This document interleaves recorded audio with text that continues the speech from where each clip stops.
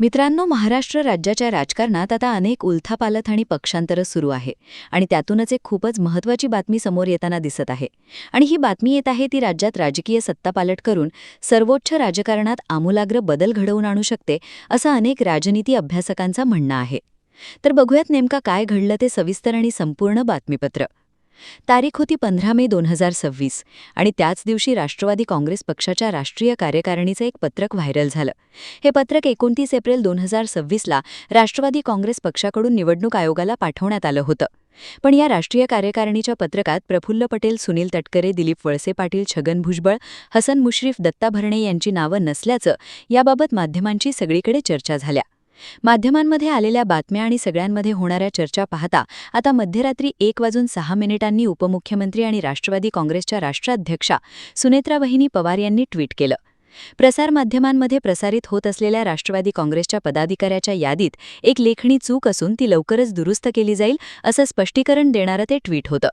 सुनीत पवारांच्या या स्पष्टीकरणानंतर सुनील तटकरे यांनी शरद पवारांची भेट घेतली. या भेटीसंदर्भात चर्चा झाल्या असता साहेबांच्या तब्येतीची विचारपूस करण्यात आली होती असं स्पष्टीकरण तटकरे यांनी दिलं.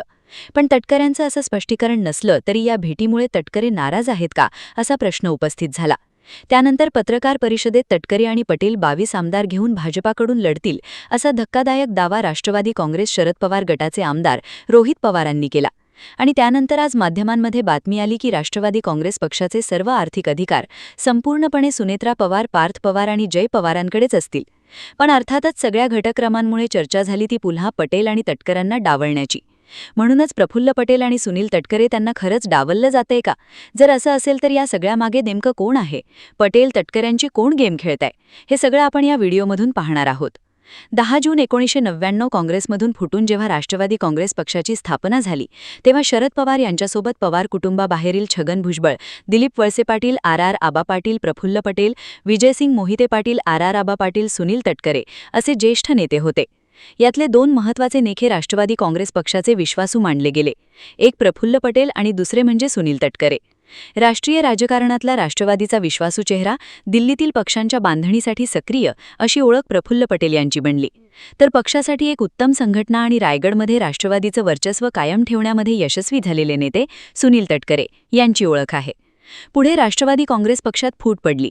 अजित पवार राष्ट्रवादी काँग्रेस पक्षातील एक गट घेऊन माहितीसमोर सत्तेत गेले. त्यावेळी सुद्धा या 2 नेत्यांची भूमिका महत्त्वाची मानली गेली.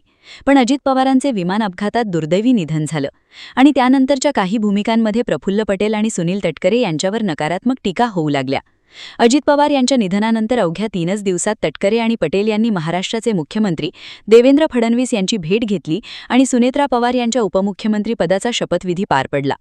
त्याचवेळी दुसऱ्या बाजूला सुरू असणाऱ्या दोन्ही राष्ट्रवादीच्या विलिनीकरणाच्या चर्चांना दोन्ही राष्ट्रवादी एकत्र येण्याबाबत कोणतीही चर्चा झालीच नव्हती असा थेट दावा करत त्यांनी पूर्णविराम दिला. या सगळ्या भूमिकांमुळे तटकरे आणि पटेल यांच्यावर त्यांना दोन्ही राष्ट्रवादी एकत्र येऊन द्यायचे नाहीत, तसंच अजितदादांच्या पक्षात राष्ट्रवादी काँग्रेस पक्ष टेकेवर करायचा आहे अशा टीका होऊ लागल्या. सुनेत्रा पवार उपमुख्यमंत्री झाल्यानंतर एका कार्यक्रमात त्यांनी व्यवस्थित वागणूक मिळाली नाही असं म्हणत स्टेजवर काकांशी नीट वागा, सांभाळून राहा, महाराष्ट्र बघतोय असा इशारा रोहित पवारांनी तटकरे आणि पटेल यांना दिला. याच काळात पत्रकार परिषदेत सुनेत्रा पवार यांना मॅनिप्युलेट केलं जात आहे असे आरोप तटकरे आणि पटेल यांच्यावर करण्यात आले. हे सगळे आरोप होते असतानाच पटेल आणि तटकरे यांच्याविषयी पवार कुटुंबामध्ये नकारात्मक मतं दिसून आली. त्यानंतर सुनेत्रा पवार यांनी 28 फेब्रुवारी नंतरची म्हणजेच अजितदादांच्या निधनानंतरची पक्षाकडून आलेली सर्व कार्यालयीन पत्र वैधता येऊ नये अशाच पत्र निवडणूक आयोगाला दिलं होतं. आता अर्थातच अजितदादांच्या जाण्यानंतर राष्ट्रवादीच्या कार्यालयावर पटेल आणि तटकऱ्यांचा होल्ड होता, त्यामुळे ही पत्र त्यांच्याच प्रभावाखाली पुढे पाठवली गेली असणार. त्यामुळे ही घटनासुद्धा सुनेत्रा पवार यांनी एकूण पवार कुटुंबियांच्या नाराजीचं आता कारण बनली आहे.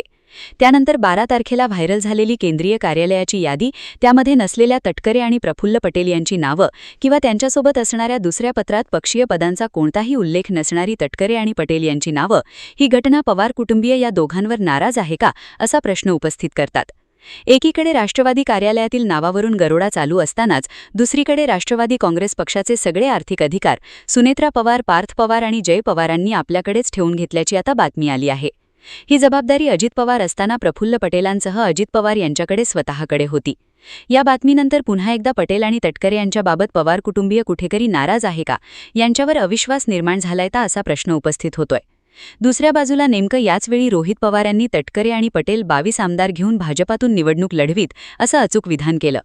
पण मंडळी, सुनील तटकरे आणि प्रफुल्ल पटेल 22 आमदारांसहित पुढे भाजपातून निवडणूक लढवीत हा रोहित पवारांचा दावा खरा ठरेल का, हा सुद्धा एक प्रश्नच आहे. शिवाय शरद पवार गटाचं दादांच्या राष्ट्रवादीकडे बारीक आणि विशेष लक्ष असल्याचे या सगळ्यातून दिसून येत आहे. आता यावरून काही प्रश्न हे नक्कीच उपस्थित होतात. ते म्हणजे संपूर्ण पवार कुटुंब, म्हणजेच अगदी शरद पवारांसहित हे सगळे सुनेत्रा पवार, पार्थ पवार आणि जय पवार यांच्या हातातून पक्ष हायजॅक केला जाऊ नये म्हणून प्रयत्न करत आहेत का? तटकरे आणि प्रफुल्ल पटेल पक्षांच्या महत्त्वाच्या प्रक्रियेत राहिले तर पुढे ते हा प्रश्न टेकओव्हर करतील, ही भीती खरंच कुटुंब म्हणून पवारांना असेल का? की पटेल आणि तटकरे यांच्या माध्यमातून देवेंद्र फडणवीस राष्ट्रवादी काँग्रेस पक्षात हस्तक्षेप करू पाहत आहे, ही शक्यता पवार कुटुंबाला जाणवते का? आणि त्याच पार्श्वभूमीवर पटेल आणि तटकरे यांना डावलून पवार कुटुंब फडणवीसांना व्यसन घालण्याचं काम करताय का? तुम्हाला याबद्दल काय वाटतं कमेंट करून नक्की सांगा. आणि असेच माहितीपूर्ण व्हिडिओ बघण्यासाठी आपल्या याच YouTube चॅनलला सबस्क्राईब करायला विसरू नका. धन्यवाद.